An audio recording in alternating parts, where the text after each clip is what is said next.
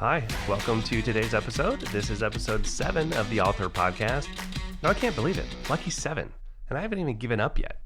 Most people don't make it this far. In fact, most quit after episode 3. Not me. I'll likely quit sometime after episode 7, right? Now, I don't have any plans to quit per se, but we all stop doing something at some point for one reason or another. Maybe life gets busy, maybe something happens, maybe you get banned from YouTube for making content they don't like. But my goal for this podcast is to increase awareness of my books and grab new readers along the way. I figure if you enjoy my thoughts in your ears, maybe you'll enjoy my imagination through your eyes. So today I want to start with what led me to writing and take you through my process to publish a book. Then we'll move on to a funny product ad I saw, and I'll riff some thoughts about it while sharing my PTSD memory that it triggered. Now, as you probably know, I'm a practicing ER doctor in Indianapolis. I've been doing that about 20 years now, and I'd always enjoyed writing, and I even plotted out a few books when I was in junior high. That would have been around 1990 or 1991, give or take a year or two. Now, I was lucky when we were growing up in that my dad worked in the computer industry, so we always had one laying around the house back when I was growing up, starting with a VIC-20, complete with a cassette tape drive. He used to program games for us on it and store it on the cassette tape, which is great memories, right? But this also meant I learned how to type when I was younger. Now, again, back to my attention span. Quick aside, let's see how fast I can type. I'll do a stream of consciousness typing for 60 seconds in a screen record window and see how many words I can knock out. And don't worry, I'll speed up the video. You won't have to watch for the full minute. Let's go.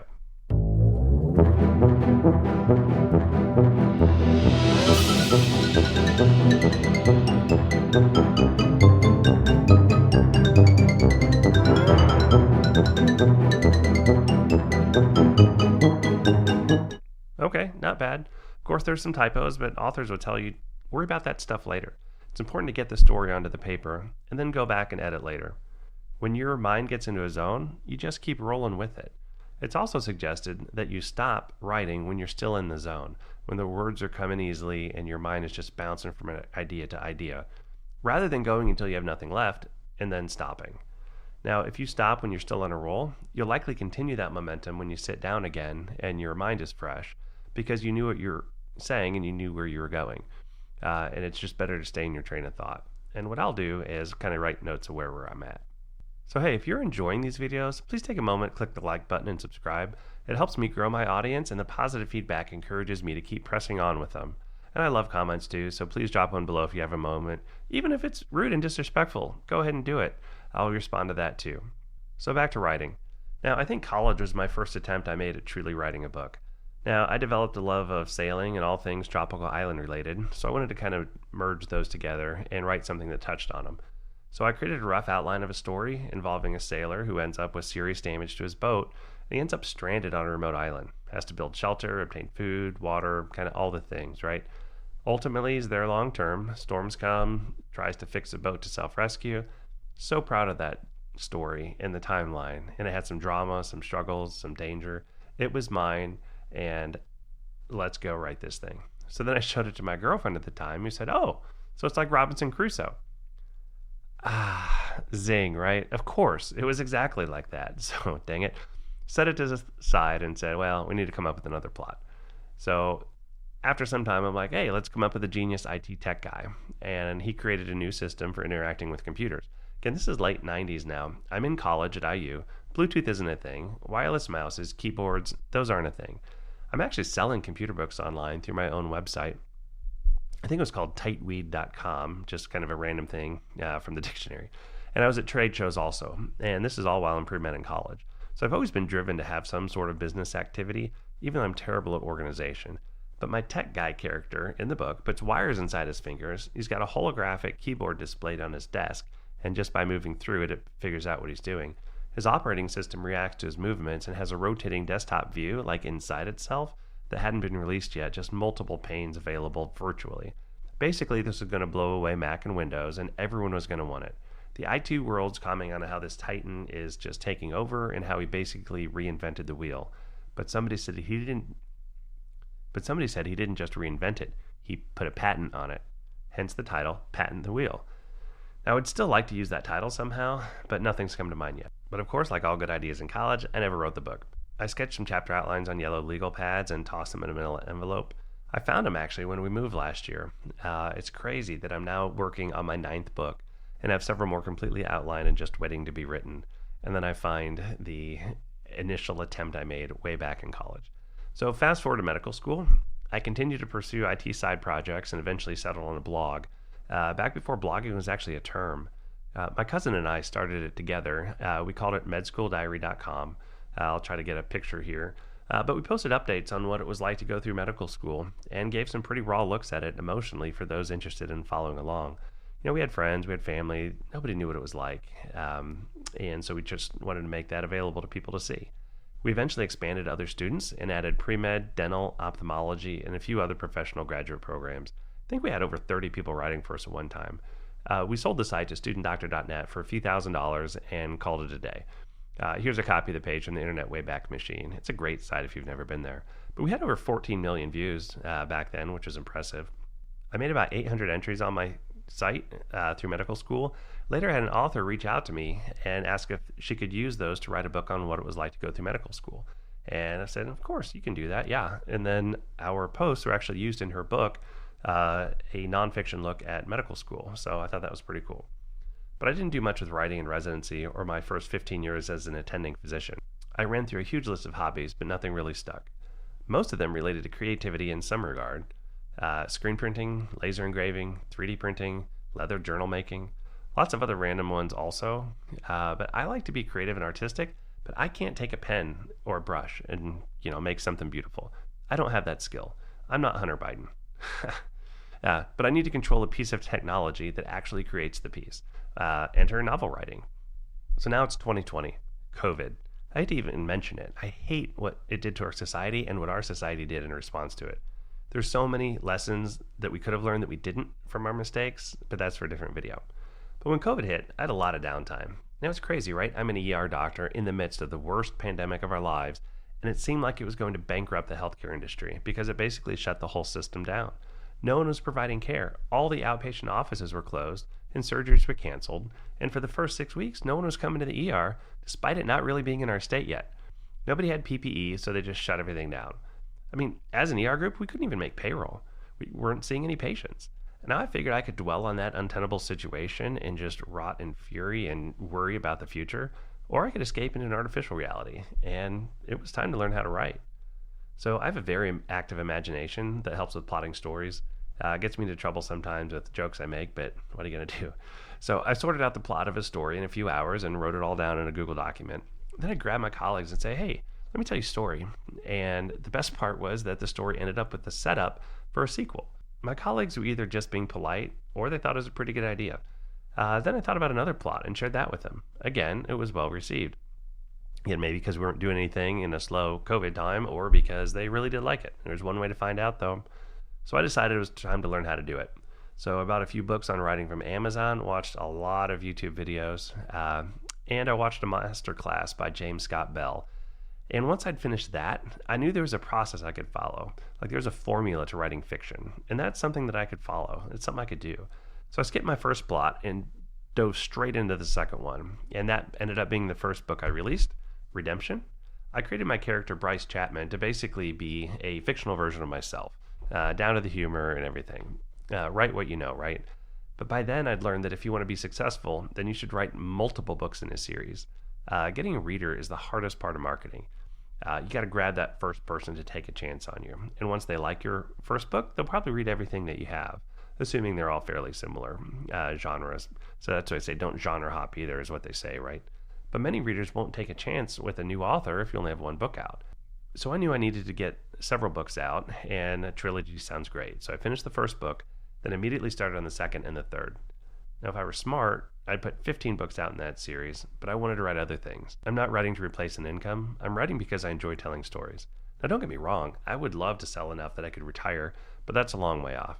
And as you saw in episode 5, my wife would like me to sell enough that she doesn't have to wear swimsuits with them on there.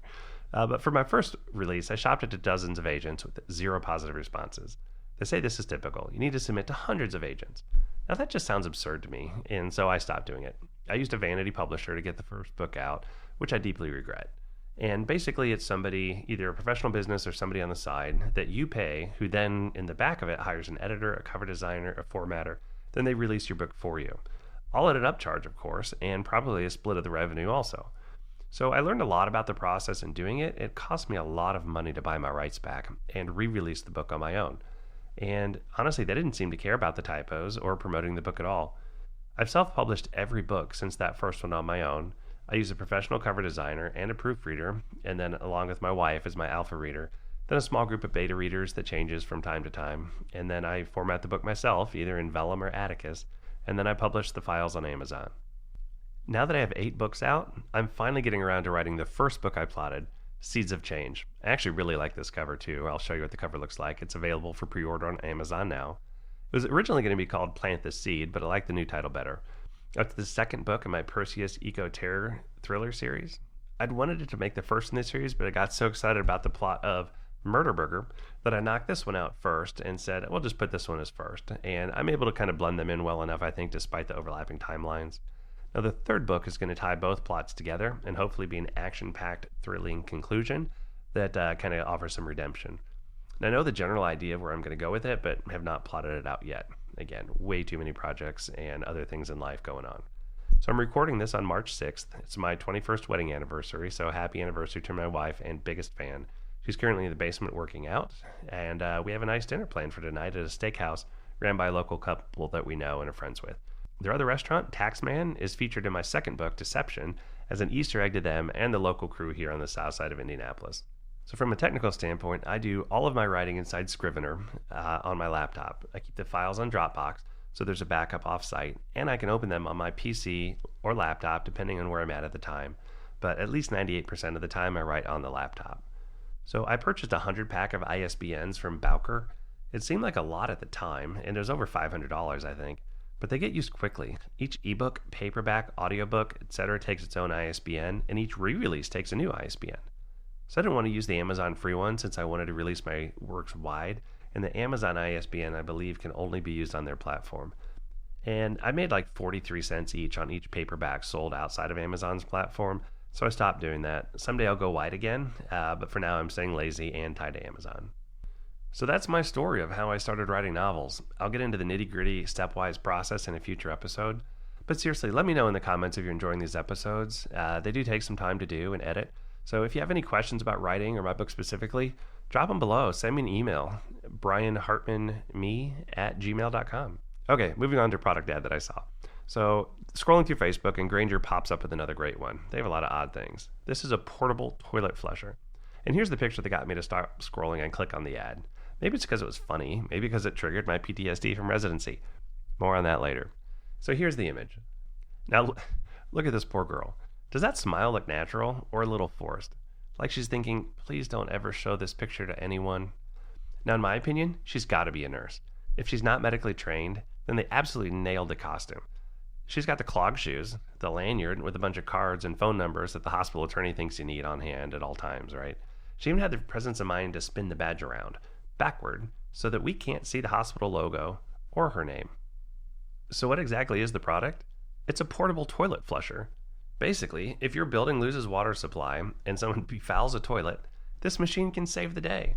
You fill this giant tank, and then someone pushes it into the bathroom, lowers the arm to seal the toilet bowl and prevent backspray, then they turn on the water. It'll essentially allow the toilet to flush, all for the low cost of $6,400 plus tax and shipping. The bonus is it also cleans bedpans. Now I can see how this can be used for toilets, right? Got that big arm. How to use it for a bedpan? Is there a manual setting? Like, is there a separate hose? Like, that's got to be a mess. And just throw the bedpan out, all right? Even if it's metal, just toss it. It's done. But I feel so bad for the people that need to use this in the hospital. I mean, where's the dignity? Can you imagine pushing this down the hallway? How much time does it take to clean and dry before you move it to the next room? I mean, you got this big thing there. And whose job is it to do this? This product image suggests it's a nurse's job to clean the toilets. Now, that may not be the best use of an RN's training, especially at a time when the hospital's water supply is down and there's probably all kinds of other backup things they have to be doing that take way longer than they do on a normal day. Now, back to my PTSD discussion. Yes, I admit it, I am a victim of pelvic traumatic stress disorder. I'm sure plenty of women feel the same because who really enjoy pelvic exams? Now, in residency, the hospital I trained at had an initiative to offer PAP exams to any woman who is out of date if she were admitted to the hospital. Basically, it's a cancer detection program. It makes sense, right? It's good for the woman. It's good for the hospital to get some revenue. Unfortunately, I've seen many 40 and 50-year-old women with invasive cervical cancer. Actually, I think one in her 70s also. I think what happens is they get older and not as sexually active. There's not a lot going on there. And then all of a sudden they start getting symptoms, but they've forgotten about the PAP exam, which is often the point at which it's spread and invaded somewhere. And it's a horrible situation. So the hospital I trained at tasked the OBGYN residency with performing the exams when ordered by the nurse during an intake screening. And like great punitive residency programs, they assign the task to an off-surface resident, like emergency medicine, who happens to be rotating on the OB service. Now, ER, the people who will never do a PAP exam, not a pelvic exam, but specifically a PAP exam, and probably have the least training of anyone on the rotation in how to collect a proper sample of cervical tissue for cancer detection. But here's why the image triggered me. Most hospital beds are not set up for pelvic exams, right? You can do it on an upside-down bedpan, but that's not the most comfortable way, and it's pretty difficult in people with a bit larger bodies. So they had a portable cart that would push through the hospital to the patient's room. You'd have instead of laying in the bed, they'd turn sideways, scoot out till their bum's on the padded cart, and it had stirrup arms that stuck up above the top of the cart. You'd have them put that in there, do the pelvic exam, kind of clean everything, reset, go on to the next room. But when you push the cart down the hospital, the stirrups stuck out like caterpillar antenna, and everybody stared at you, knowing exactly what you were pushing and what you were going to go do with it. Now, sometimes you had to go through the hospital lobby, past the cafeteria, all sorts of busy places.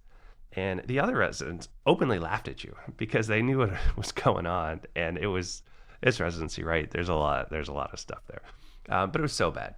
But that hospital has since been demolished, and I'm still here. So I guess I got the last laugh. So a final story before we end today about flushing toilets without a water supply. We built our dream home after residency, and it was on a well out in the country, and the well pump was powered by 220 volts. Well, we had 5 toilets in the house. Huge ice storms forecast for February. It's our first winter in the house. Since we lived rural, I assumed we'd lose power. I had a 5,000 watt generator, plenty of fuel, extension cords, and a plan, right? I'm an ER doctor. I got it covered. So I filled our second story master bedroom soaker bathtub with lots of water, probably 60 gallons, right? I could flush toilets for days. We had lots of water in the fridge. We had one son at the time, and I think he was about 2, which means we probably had another one on the way. Okay, so everything's set up. Storm's getting ready to hit. It's in the evening. I've filled the tub. We go downstairs, watch TV. And 30 minutes later, water starts leaking through the ceiling onto us. The stupid tub is leaking. I'm livid. So I go upstairs, drain the tub, and in my anger, I basically give up. I don't even think about it. I don't fill the other tub. Don't even think about it. But in my mind, I'm still prepared because I was blinded by rage and didn't realize that, no, I was no longer prepared. So then the storm hits, power goes out, we wake up, no power. I'm actually off for a few days, so I could hang out and help out at home. My dad and stepmom lived about 15 minutes away. They'd offered to let us stay there since they still had power. I'm like, no, we're young and adventurous. We got this. It's like camping out in the house. So it started getting cold in the house, so we retreat to the basement bedroom, where I've got 2 space heaters powered by the generator. We've got a young child, and we're bored now. But we have DirecTV, and I had a generator running. So I moved things around and got the TV up and running. We got Mickey Mouse Clubhouse. We got puffs. We're good. But later in the day, as time goes on and needs change, power still isn't back on. Couldn't power the well pump with my 110 volt generator, and now we're out of water in the toilet tanks. So we pack up, head to my dad's house, call it a day, and wait for the power to come back on. Now, why am I telling you this? What's the lesson here? I don't know. Fill up a separate bathtub, get a 220 volt generator, get a tub that doesn't leak when you fill it higher than normal, live in an area supplied by underground power lines. Maybe all of the above. But either way, that's it. Episode 7 is in the can. Thanks for watching. Now, go grab a book, a toilet cleaning robot, and go enjoy this beautiful gift of life.